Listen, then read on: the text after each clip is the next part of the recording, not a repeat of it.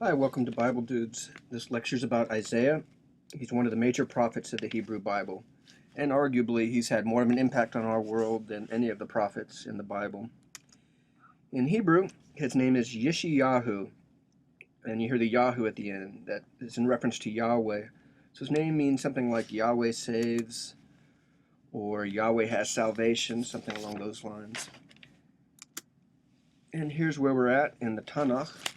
We're in the Nevi'im section, which means prophets. He is a latter prophet, and he's a major prophet. Three major prophets in the Nevi'im section are Isaiah, Jeremiah, and Ezekiel.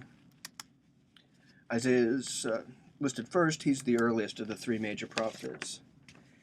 And he's one of the four prophets in the Hebrew Bible who lived and prophesied in the second half of the 8th century BCE. So he's the earliest of the three major prophets. Scholars divide the book of Isaiah up into three separate authors, and they're writing at three very different time periods. The times in which they write, obviously, is going to impact their message. So let's take a look at the three Isaiahs. Isaiah, chapters 1 through 39, scholars say that's the Isaiah who lived in the 8th century. He's a Judean who lives in Jerusalem, and he hangs around with various kings. He's well connected. Second Isaiah, scholars divide chapters 40 through 55 into Second Isaiah, who's an author who lives in Babylon at the time when Jerusalem's in ruins. Remember, Jerusalem's destroyed in 586 BCE. That begins the exilic period. So, Second Isaiah is an exilic author, and it's writing at the time that the Persian ruler Cyrus is gaining in power. So sometime around 550 to 540 BCE. That's Second Isaiah. We also call him Deutero-Isaiah. Finally, Third Isaiah is chapters 56 through 66, and that's somebody who returned to Jerusalem after the exile, after Cyrus the Great let the conquered Judeans return home. Cyrus the Great comes to power in 539 BCE when they conquer Babylon, and then the year after that, in 538 BCE, we have the Edict of Cyrus, where the people can return home. So sometime after 539 BCE, but this author is writing before 515 BCE, when the temple in Jerusalem is going to be rebuilt. So those are the three Isaiahs. First one's pre-exilic, second one's exilic, third one's post-exilic. All right. Isaiah subscribes to what scholars call Jerusalem theology or Zion theology. This is a belief that Yahweh will always live in his home in Jerusalem, on the holy hill of Mount Zion, and that God's covenant with David will last forever. Earlier, in 2 Samuel 7, David decides he wants to pay back Yahweh for all of his divine favor, and he wants to upgrade God's house from a tent to a temple. But God tells David there's too much blood on his hands, but still, God decides he wants to build a house for David. David's house, though, isn't made out of stone. Instead, it's a dynasty. God promises David that there will always be a descendant of David on the throne in Jerusalem. So that is Zion theology or Jerusalem theology. Yahweh's going to stay in Jerusalem, and a descendant of David will be on the throne forever. But Isaiah, however, does not believe that Jerusalem will go unpunished. He believes that God will use the Assyrians to destroy Judah, but then after this, Judah will rebuild and be even better than it was before. So let's take a look at the superscription of Isaiah. It starts off, the vision of Isaiah, son of Amoz, which he saw concerning Judah and Jerusalem in the days of Uzziah, Jotham, Ahaz, and Hezekiah, kings of Judah. All right, let's look at these kings.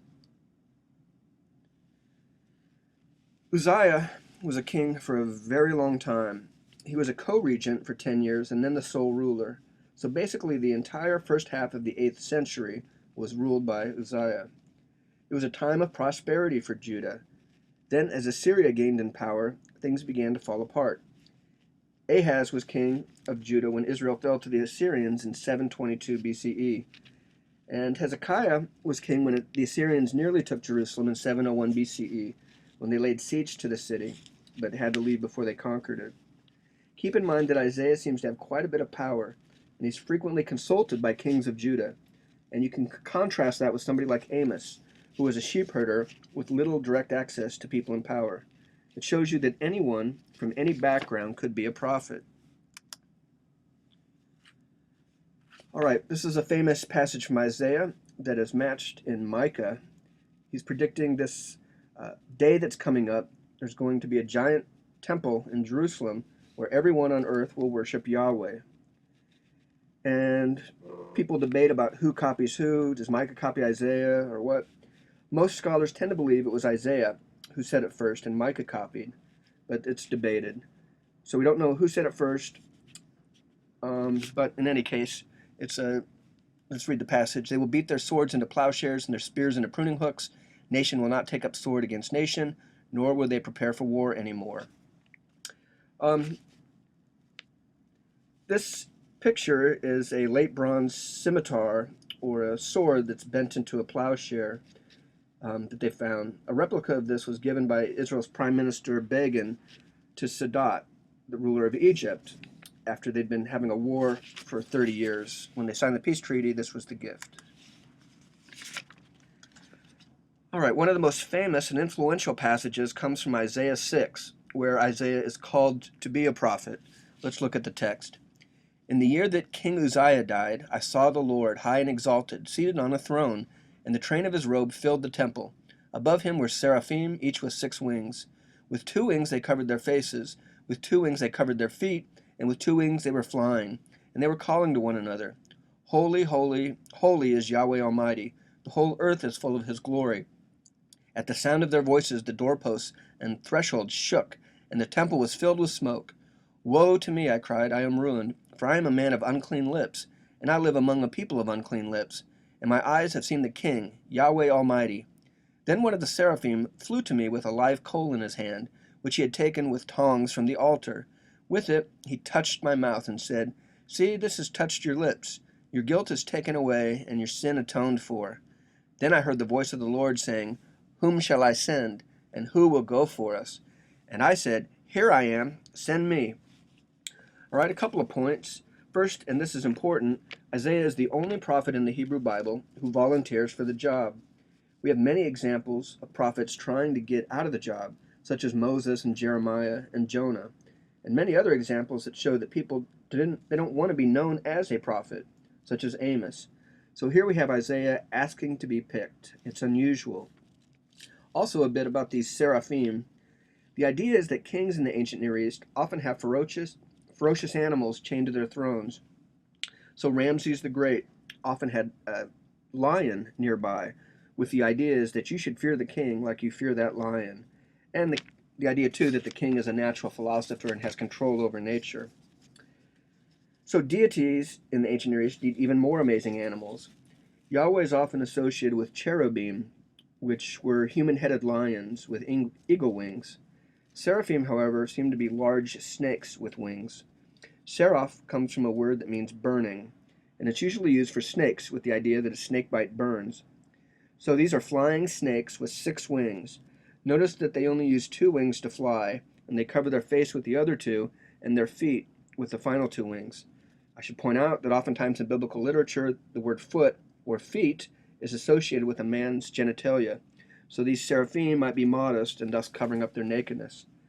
Many scholars have linked these flying snakes to the famous staff of Hermes. It's also known as a caduceus, and here we see one in the top, there's one in the bottom also. It's also similar to the rod of Asclepius, both of which they become symbols for medicine. All right, but back to the call of Isaiah. I find this cleansing of the prophet's mouth with hot coals from the altar to be fascinating.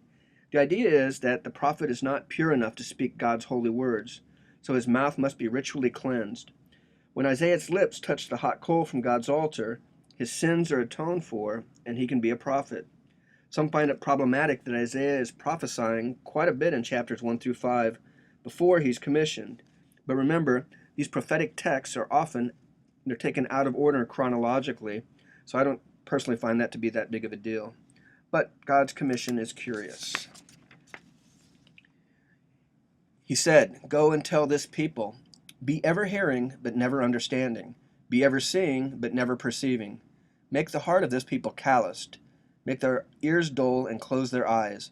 Otherwise they might see with their eyes, hear with their ears, understand with their hearts, and turn and be healed. So that's a little bit confusing that God would say, make sure the people aren't going to hear the message and be healed, but it seems like God has a legal requirement to at least warn the people. Then I said, "For how long, Lord?" And he answered, "Until the cities lie ruined and without inhabitant, until the houses are left deserted and the fields ruined and ravaged, until the Lord has sent everyone far away from the land is utterly forsaken. And though a tenth remains in the land, it will again be laid waste. Thus as a terebinth and oak leave stumps when they are cut down, so the holy seed will be the stump in the land." All right, Isaiah has 3 children with symbolic names, much like Hosea. And these stories take place in Isaiah 7 through 8. Let's look at the 3 children. Sher Yashub, what it means is a remnant shall return. So it seems to imply that a remnant of the army that goes into battle is going to return, or there's always going to be a remnant of God's people. We get that message a lot with the prophets, that God will destroy, but he'll leave a remnant to rebuild. So that's the first kid.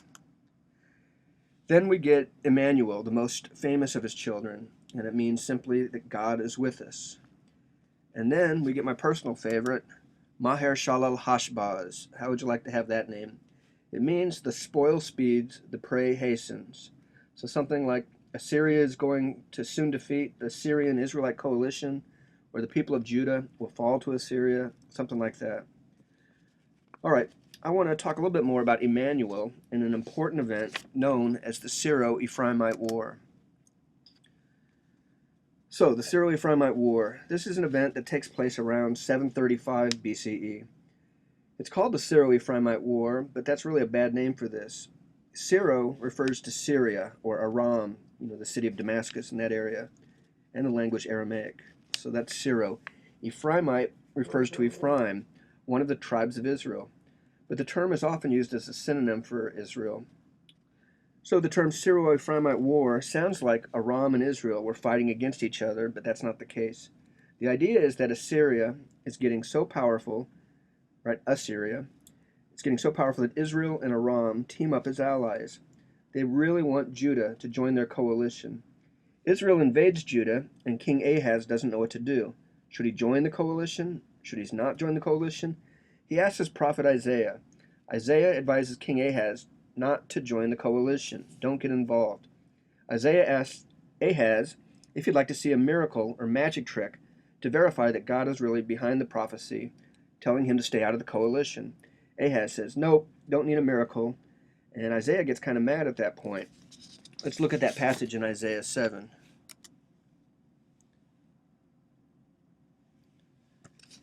All right.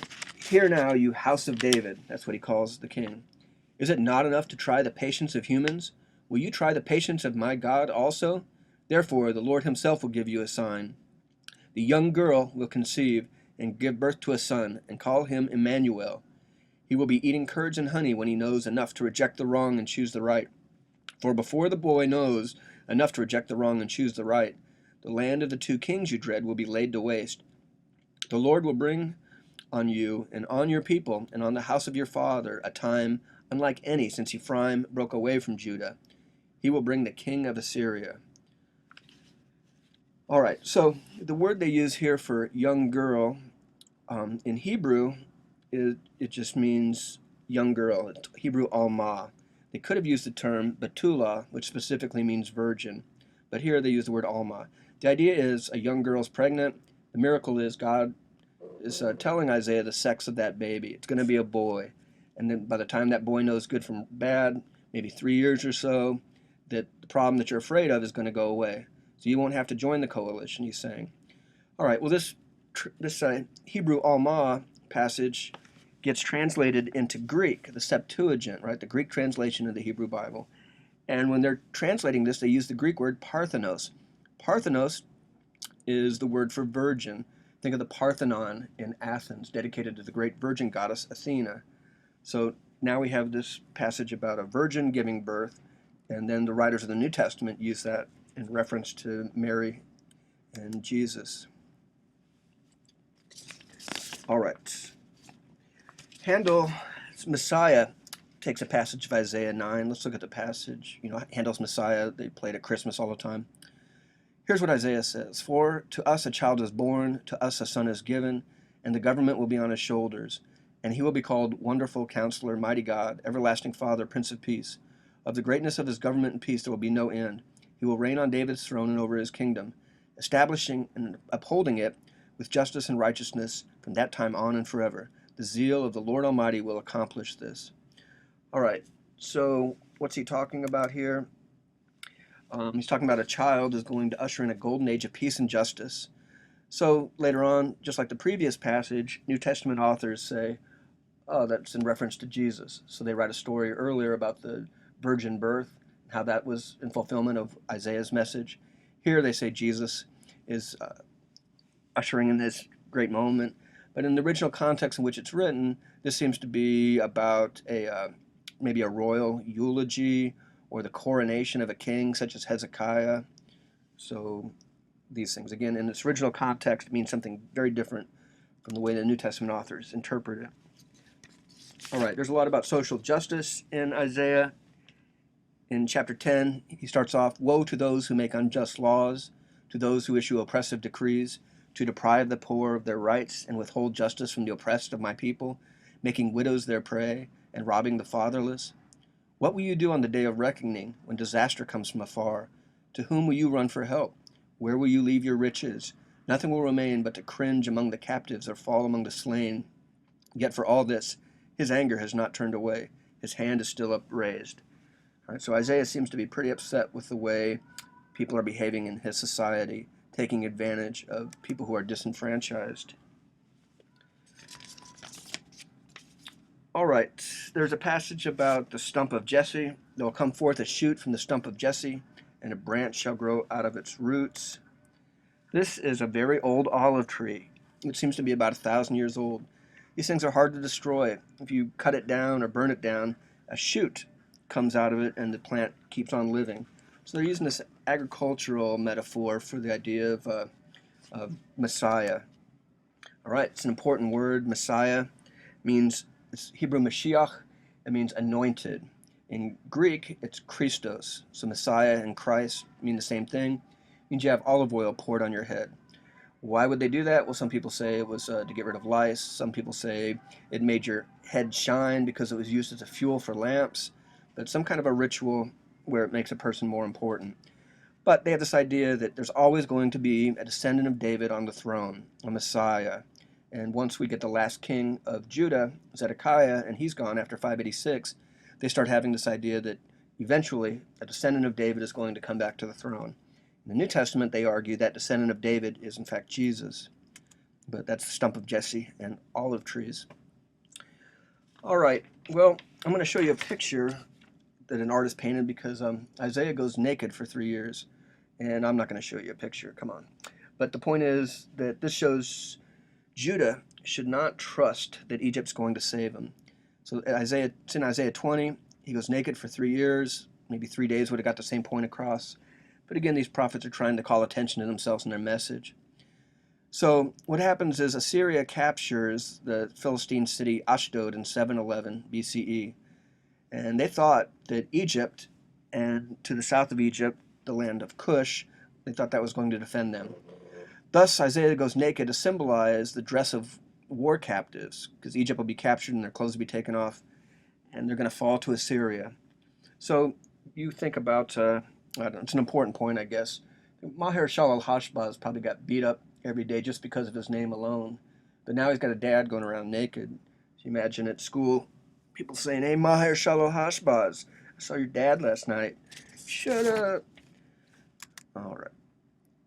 So this is an interesting passage about how this author maybe thinks that illness equals sin, which is troubling for me, but here's what it says. In those days, Hezekiah, remember he's the king, he became ill and was at the point of death. The prophet Isaiah, son of Amoz, went to him and said, this is what the Lord says, put your house in order, that is a famous passage, because you are going to die. You will not recover. Hezekiah turned his face to the wall and prayed to the Lord. Remember, Lord, how I have walked before you faithfully and with wholehearted devotion, and have done what is good in your eyes. And Hezekiah wept bitterly. Then the word of Yahweh came to Isaiah, Go and tell Hezekiah, this is what the Lord, the God of your father David says. I have heard your prayer and seen your tears. I will add 15 years to your life, and I will deliver you and this city from the hand of the king of Assyria. I will defend this city. This is the Lord's sign to you that the Lord will do what is promised. I will make the shadow cast by the sun go back the 10 steps it's gone down on the stairway of Ahaz. So the sunlight went back the 10 steps it had gone down. All right, it's interesting they have a stairway named after Ahaz, but even more so, remember earlier Isaiah's miracle was predicting the sex of an unborn baby where he had a 50% chance. Here, this is a much more impressive miracle with a sun going backwards. So, but anyway, he's giving Hezekiah more time because he cried and prayed for it. All right, so that's Isaiah, or first Isaiah as we'll call him. We'll cover second Isaiah in the exilic prophet section, and third Isaiah in the post-exilic section. Remember, exile refers to the Babylonian exile from 586 until 538 BCE. And when I think of the influence Isaiah has had on the world, especially on Christianity, I'm amazed. And if you're interested, I'd recommend watching the video on Nahum, Habakkuk, and Zephaniah next. They're all living in Jerusalem in the 7th century BCE, during a time in which chaos reigns, as the mighty Assyrian Empire is coming to a violent end. Thanks for your attention. The end.